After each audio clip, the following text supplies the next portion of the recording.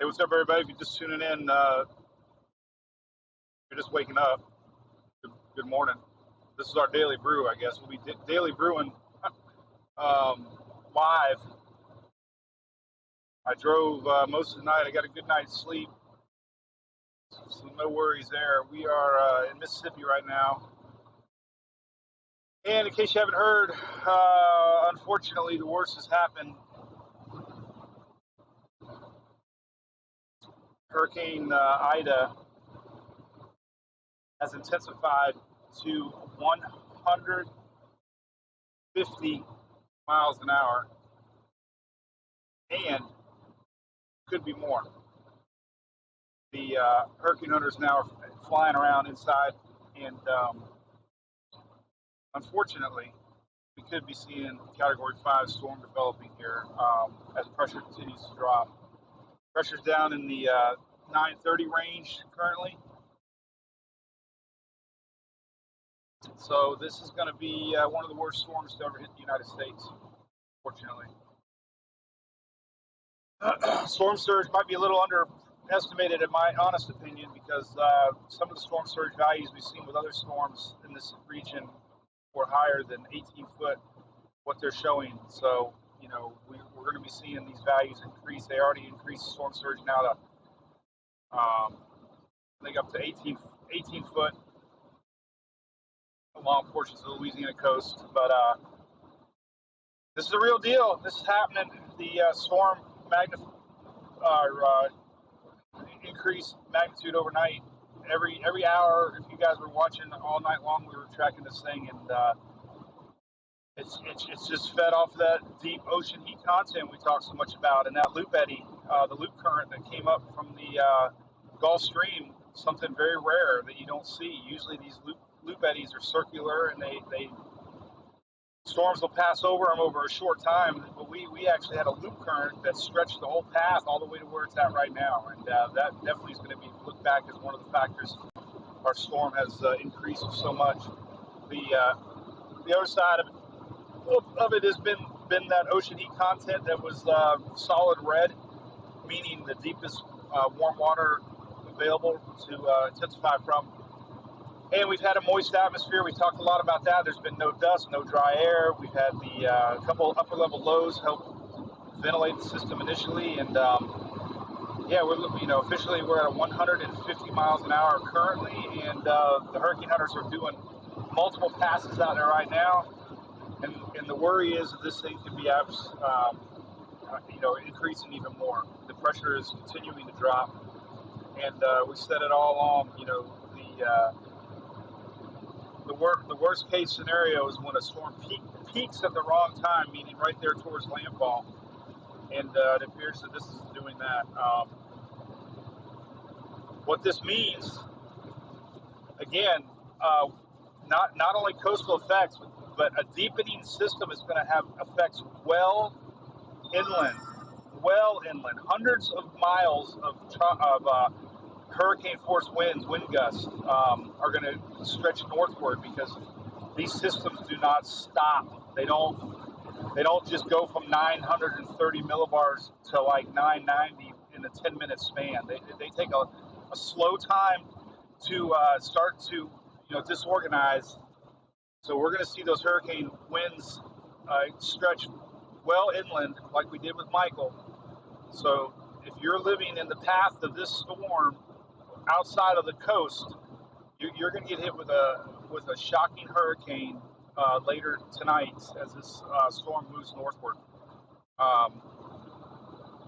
Not just a coastal event. Remember that. The threat of tornadoes is definitely real. We've already had a few warnings in the Gulfport area. I've been watching it on radar scope. Looking at these clouds here where I'm driving is pretty low hanging. You can see a little spin. Some of these. So you can see that this outer band is already starting to produce some instability to watch for. The tornado threat is high in hurricanes, especially on the eastern side. So tornadoes are another threat with these tropical systems, especially high in Category 4. We're at 150 miles an hour. We're going to get a new update at 8 o'clock and could be even a little higher. But I'll be online all day. I'll be safe. We'll be covering some of the surge, possibly some of the damage inland, and we'll be heading back home tomorrow. So keep it tuned right here. I'll be streaming live on YouTube and Facebook. Keep it safe, no worries. This will be our 4th hurricane in my Chevy Silverado. I'm going to get stickers made like the side of the hurricane hunters that name the storms, every storm they've been in. This is our fourth storm. It's so weird. I'm starting to know the area very well, all too well. This is our third storm here in the Louisiana area that we've chased. And then Fred last. Well, actually, Fred. I got to add Fred. So this is actually the 5th storm. We have Fred, Elsa, Ada, Ida, and Zeta.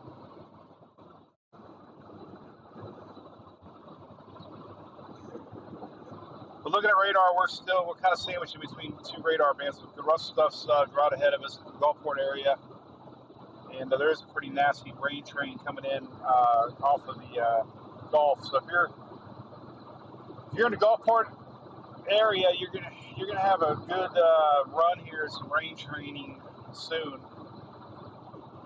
coming in off the upper Gulf. And again, if you're just tuning in overnight, man, our storm rapidly intensified, maybe possibly record pace. We're talking possible record-breaking pressure drop, wind speed. We're up to 150 miles an hour right now. We got a sign, tropical storm warning for this area. Look at that. I can't read comments, so hopefully you're out there. Shelly's helping behind the scenes. So just had a Bojangles sandwich, pretty good. I like it. I had a hash brown, some Bojangles, and coffee. I feel like I'm at home. I got some coffee. When I left Lakeland last night, I bought 4 or 5 energy drinks, and the guy said, "My God, what are you gonna stay up all week?" I said, "No, I'm driving to Mississippi." Oh. I was going to get some more Monsters just now, but I figured I need to keep routine and drink my morning coffee.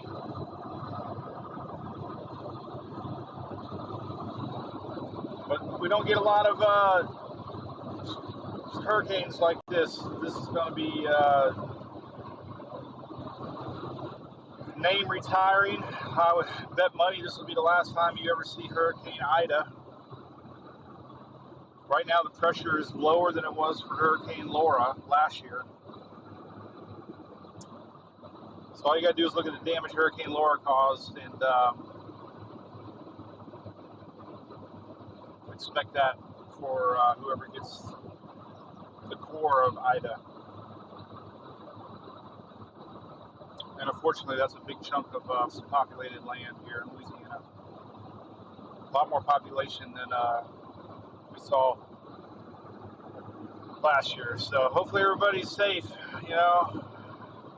Hopefully this thing pushing 150 miles an hour winds. We're going to see some serious catastrophic damage.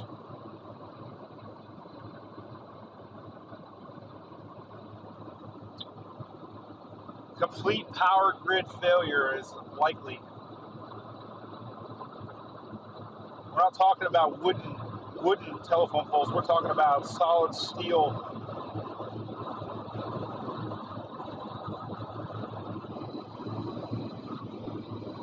poles. And there's a lot of media coverage. So I'm really curious what's going to happen with some of these outlets that are downtown New Orleans and close to possible landfall areas just west. Pretty dangerous situation unfolding.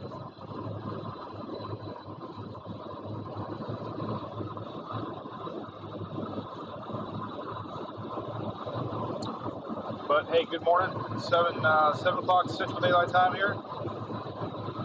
8 o'clock Eastern Daylight Time. Major Hurricane Ida is still 4 to 5 hours away from landfall. So it still has about 4 hours to try to either hopefully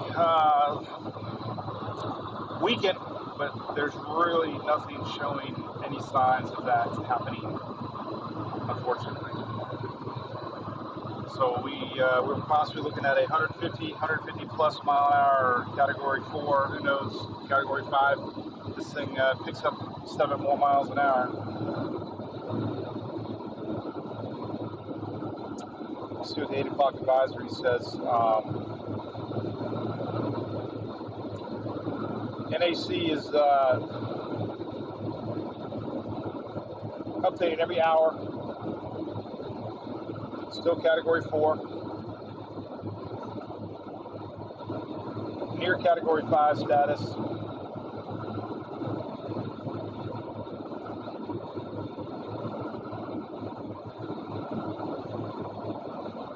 I have a new camera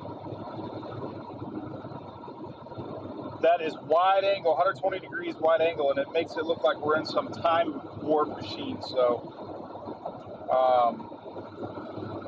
I am not going 100 miles an hour, even though it looks like it.